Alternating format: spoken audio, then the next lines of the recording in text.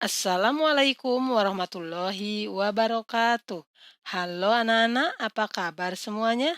Semoga kalian sehat selalu ya. Baik anak-anak, dalam kesempatan ini kita akan belajar tema 2, persatuan dalam perbedaan, subtema 1, rukun dalam perbedaan, pembelajaran 3. Sebelum belajar, kita berdoa dulu. Berdoa mulai.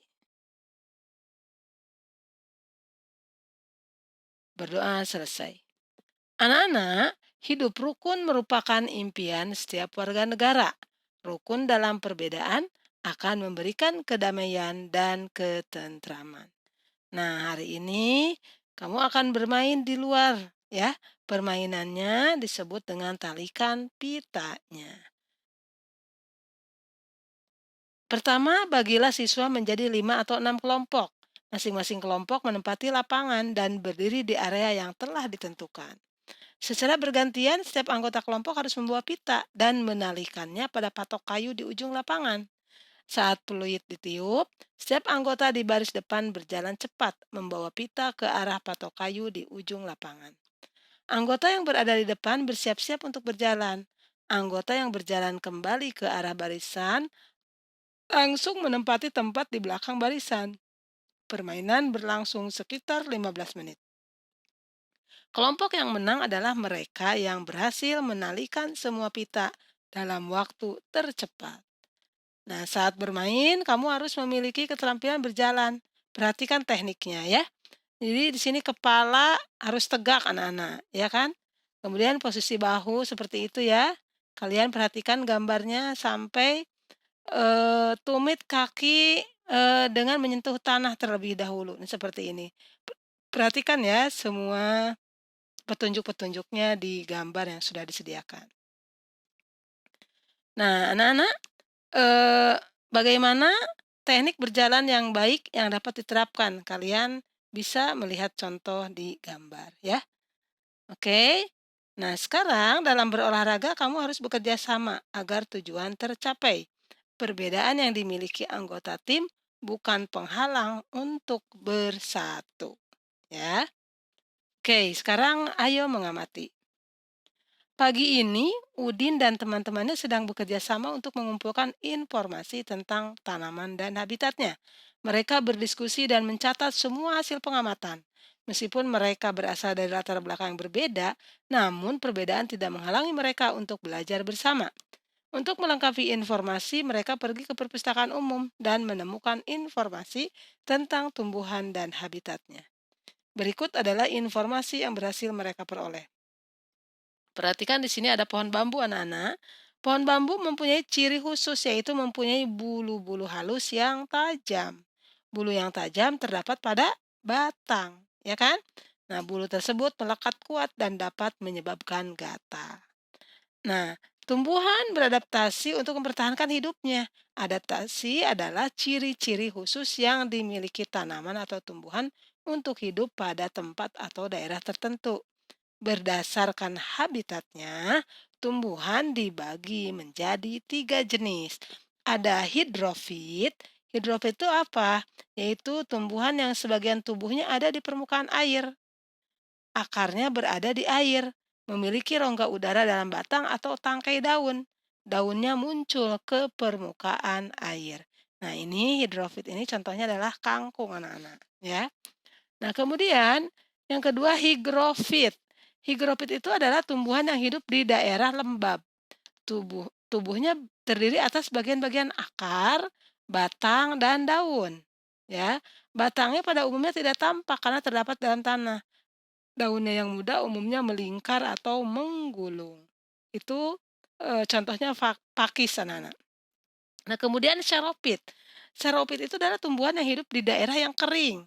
Tumbuhan ini memiliki daun tebal, sempit, kadang-kadang berubah bentuk menjadi bentuk duri, sisik, atau bahkan tidak mempunyai daun. Batangnya tebal dan mempunyai jaringan untuk menyimpan air. Akarnya panjang. Nah, ini namanya di sini contohnya adalah lidah buaya. Untuk dapat bertahan hidup, tumbuhan perlu menyesuaikan dan melindungi diri. Bagaimana tumbuhan tersebut dapat beradaptasi dengan lingkungannya? diskusikanlah dengan teman kelompokmu. Nah, sekarang saatnya kamu menggali informasi lebih banyak lagi dari berbagai sumber tentang cara tumbuhan menyesuaikan dan melindungi diri. Kamu bisa bertanya kepada orang dewasa yang ada di sekitarmu, membaca buku, koran, majalah, atau dari narasumber lain. Pilihlah satu jenis tumbuhan untuk kamu amati terkait habitat dan cara melindungi diri. Pergunakan informasi yang kamu peroleh untuk menambah pengetahuanmu. Nah, di sini ada diagram anak-anak. Di sini cara tumbuhan menyesuaikan diri. Coba perhatikan. Cara tumbuhan menyesuaikan diri yang tadi sudah dibacakan oleh kita, di antaranya ada apa tadi? Ada kangkung ya kan? Ada pohon bambu, ada kangkung, ada apa lagi? Ya, nah yang lainnya ada pakis. Nah, kalian bisa tambahkan di sini ada berapa nih? Satu, 2, 3, 4, 5, ada 6 ya. Ada 6 yang diinginkan di sini. Kalian bisa tulis kangkung. Kangkung itu, cara tumbuhan menyesuaikan diri, untuk kangkung bagaimana? Yaitu mempunyai rongga udara pada batang. Kemudian daunnya berada di atas permukaan air. Nah, itu untuk kangkung. Nah, kemudian untuk, bambu tadi, apa ciri apa cara menyesuaikan dirinya bambu? Yaitu bambu, kalian bisa tulis di sini ya. Kemudian eceng gondok juga, eceng gondok batangnya biasanya menggembung ya, berisi rongga udara, ya enggak? Kemudian pakis. Nah, tadi pakis bagaimana tuh cara menyesuaikan dirinya? Itu beradaptasi dengan lingkungan yang lembab, ya enggak? Oke, kemudian teratai. Kalau teratai bagaimana cara menyesuaikan dirinya? Yaitu memiliki batang berongga, ya enggak? Kemudian memiliki daun yang lebar, batangnya berada di dalam air. Nah, terus tadi ada lagi, tumbuhan apa tadi ya? Lidah buaya ya? Ya, lidah buaya bagaimana Nak, cara cara menyesuaikan dirinya? Yaitu dia memiliki jaringan untuk menyimpan air. Nah, itu ditulis ya, sayang ya, di diagram yang pertama. Cara tumbuhan menyesuaikan diri dengan menuliskan 6 contoh tumbuhan dan cara beradaptasinya. Nah, sekarang perhatikan yang, diagram kedua. Cara tumbuhan melindungi diri. Nah, bagaimana cara tumbuhan melindungi diri? Kalau bambu tadi bagaimana cara melindungi dirinya? Yaitu terdapat bulu halus pada batangnya, ya kan? Kemudian kalau putri malu bagaimana cara melindungi dirinya? Pinter, daunnya akan bergerak menutup ketika mendapat sentuhan, ya kan? Terus kalau apa namanya, mawar, tahu kan bunga mawar? Bagaimana cara melindungi dirinya dia? Yaitu memiliki duri pada batangnya. Nah, kalian tuliskan, selain yang Ibu sebutkan tadi ada bambu, ada mawar, ada putri malu, kalian tuliskan lagi 3 lagi, tumbuhan dengan cara, melindungi dirinya, ya. Tuliskan nama tumbuhan dan cara melindungi dirinya. Oke, anak-anak ya, itu dikerjakan tadi, eee diagram yang ke-1 dan diagram yang kedua. Baik anak-anak, selanjutnya yuk kita baca teks proklamasi. Teks berikut tentang proklamasi kemerdekaan Indonesia, ya. Proklamasi kemerdekaan Indonesia memberi makna yang sangat penting bagi bangsa Indonesia. Sejak teks proklamasi kemerdekaan dibacakan, rakyat Indonesia memiliki negara merdeka, berdaulat, dan bermartabat. Tonggak sejarah tersebut tidak akan terjadi apabila tidak ada anak bangsa yang berani memproklamirkan kemerdekaan. Mereka adalah pejuang bangsa yang tidak boleh dilupakan. Berikut adalah para pejuang bangsa yang telah berjasa terhadap kemerdekaan negara Indonesia. Insinyur Soekarno merupakan salah satu orang yang berjasa dalam mendirikan negara Republik Indonesia sebagai negara berdaulat. Bung Karno lahir di Blitar, Jawa Timur, 6 Juni 1901 dan meninggal di Jakarta 21 Juni 1970. Bung Karno menyusun konsep teks proklamasi di Rumah Laksamana Tadasa Maeda bersama Bung Hatta dan Mr. Ahmad Subarjo. Ia kemudian menandatangani teks proklamasi atas nama bangsa Indonesia bersama Bung Hatta. Bung Karno membaca teks proklamasi kemerdekaan Indonesia di kediamannya di Jalan Pegangsaan Timur nomor 56 Jakarta. Dr. Andes Haji Muhammad Hatta atau Bung Hatta lahir di Bukit Tinggi, Sumatera Barat, 12 Agustus 1902. Beliau wafat di Jakarta 14 Maret 1980 pada usia 77 tahun. Bung Hatta menyusun konsep teks proklamasi bersama Bung Karno dan Mr. Ahmad Subarjo. Ia ikut menandatangani teks proklamasi atas nama bangsa Indonesia bersama Bung Karno. Muhammad Hatta adalah wakil presiden pertama Indonesia. Selain itu, beliau adalah Bapak Koperasi Indonesia.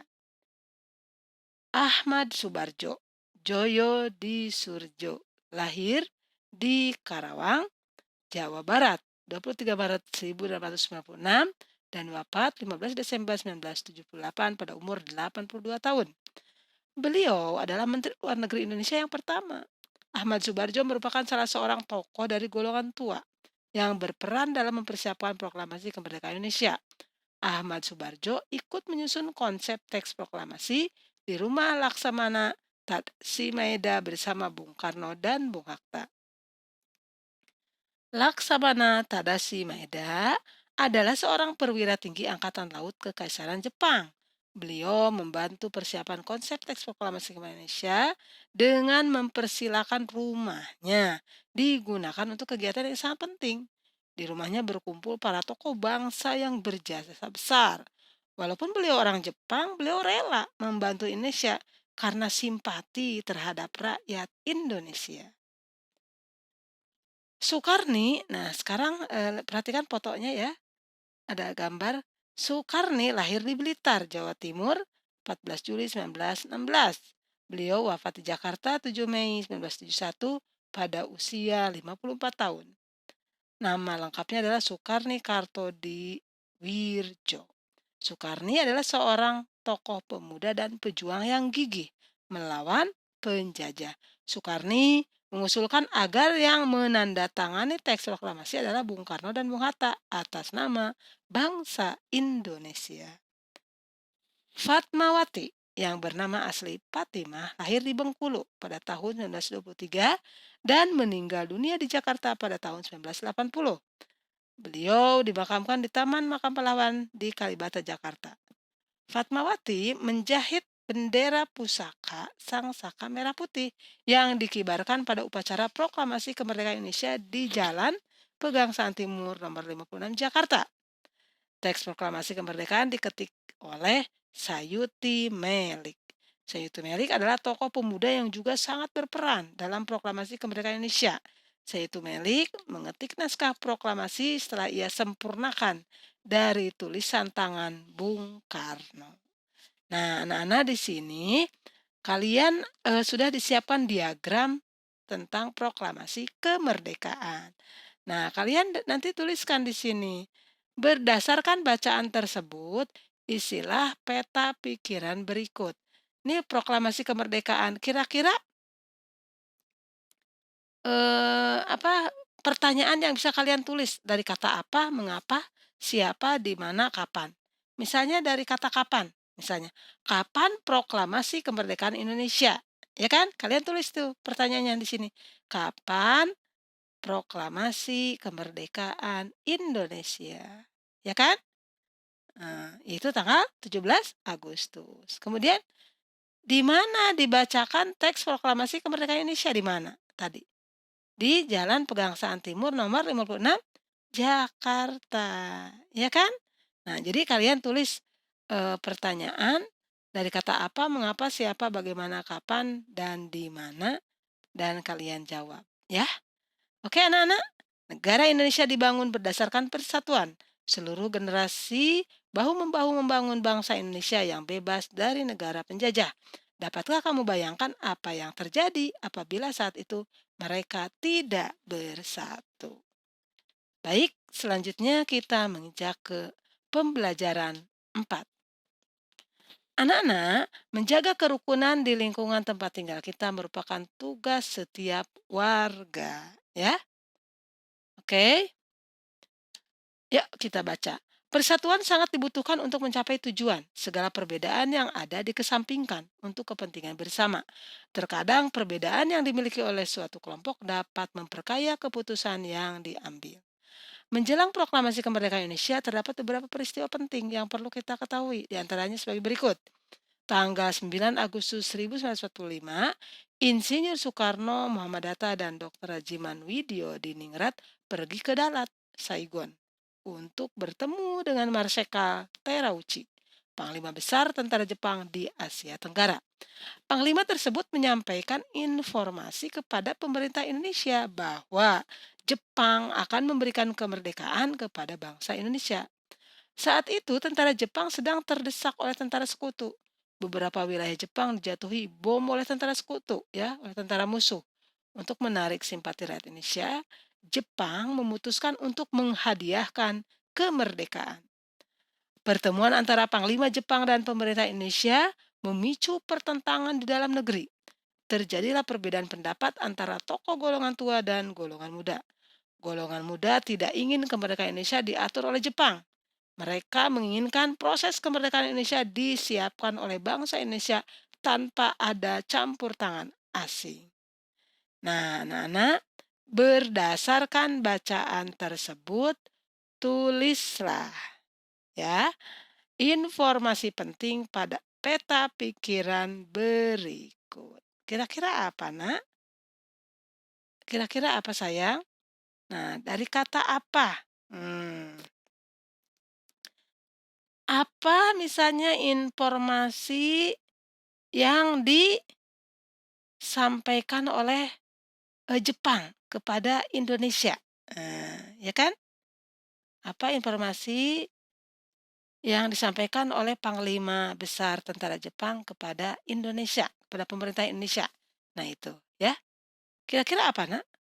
Ya, Panglima Besar Tentara Jepang ya di Asia Tenggara menyampaikan informasi kepada pemerintah Indonesia bahwa Jepang akan memberi apa, Nak? Kemerdekaan kepada bangsa Indonesia, ya. Kemudian dari kata mengapa? Kira-kira apa pertanyaannya? Mengapa terjadi perbedaan pendapat antara golongan tua dan golongan muda? Ya enggak? Nah, itu. Mengapa nak terjadi perbedaan pendapat? Nah, kalian bisa jawab ya. Nah, karena mereka terjadi perbedaan pendapat antara tokoh golongan tua dan golongan muda karena pertemuan antara Panglima Jepang dan pemerintah Indonesia, ya kan? Oke. Nah, kalian bisa isi dengan kata siapa, bagaimana, kapan, ya kan? Oke. Paham ya, sayang ya? Di sini ada tulisan kapan nih. Kapan misalnya apa nih? Kapan Insinyur Soekarno, Muhammad Hatta, dan Dr. Rajiman Widyo-Diningrat pergi ke Dalat? Nah, dari kata kapan kan? Nah, kapan, sayang? Tanggal 9 Agustus. Terus ada kata di mana? Di mana Dalat itu? Yaitu di mana? Saigon, ya. Saigon. Oke. Begitu ya, Nak ya. Tinggal kalian isi diagram yang sudah tersedia. Nah, anak-anak, ya berdiskusi. Seandainya kamu sedang bermain bersama, apa yang harus kamu perhatikan terkait kerukunan dan persatuan? Kira-kira bagaimana, Nak? Yaitu kalau kalian nih sedang bermain seperti ini, kira-kira apa yang harus kamu perhatikan terkait kerukunan dan persatuan? Yaitu apa, sayang? Iya, tidak membeda-bedakan teman berdasarkan suku, bangsa, dan agama. Ya. Nah, kemudian selanjutnya pertanyaannya, apakah kamu telah menerapkan nilai-nilai kerukunan terkait persatuan dan kesatuan dalam kehidupanmu sehari-hari? Bagaimana, Nak? Jelaskan dan berikan 3 contoh kegiatan dan perbedaan yang ada. Silakan kalian jawab di sini, ya. Apakah kamu sudah menerapkan belum? Kalau sudah, seperti apa coba contohnya? Misalnya tidak memilih teman, ya kan? Kemudian menjenguk yang sakit, ya kan? Tidak membeda-bedakan teman yang berbeda agama. Nah, itu contoh-contohnya, ya kan? Nah, kemudian apa manfaat yang kamu peroleh dari nilai-nilai tersebut? Apa kira-kira, Nak? Iya, betul, memiliki banyak teman. Kalau kita tidak membeda-bedakan teman, tidak memilih teman, teman kita akan semakin banyak, ya kan? Kemudian kita juga bisa bekerja sama dan saling tolong-menolong, iya enggak? Oke. Nah, sekarang yuk berlatih. Bekerja sama dapat mempermudah pekerjaan. Tujuan mulia bisa tercapai karena persatuan. Nah, di sini ada soal anak-anak. Coba perhatikan. Bacalah cerita di bawah ini. Ya, perhatikan. Oke, anak-anak. Siti, Udin, Lani, Edo, Beni, dan Dayu menjual martabak buatan Ibu Lani. Mereka sedang bekerja sama untuk mengumpulkan dana bagi teman yang sedang dirawat. Mereka mengikuti bazar makanan di lingkungan tempat Dayu tinggal. 6 sekawan menjual 8 martabak. Setiap martabak dipotong menjadi 12 potong. Mereka berhasil menjual 90 potong. Berapa martabak yang terjual dan berapa martabak yang tersisa? Gampang ya sayang ya. Kalian tinggal isi di kolom yang sudah disediakan untuk nomor 1 dan nomor 2 ya. Di sini ada soal cerita juga di nomor 2. Baik anak-anak, itulah tugas yang harus kalian kerjakan hari ini. Silakan ya kalian simak dan kerjakan dengan baik tugasnya. Terima kasih atas perhatiannya. Wassalamualaikum warahmatullahi wabarakatuh.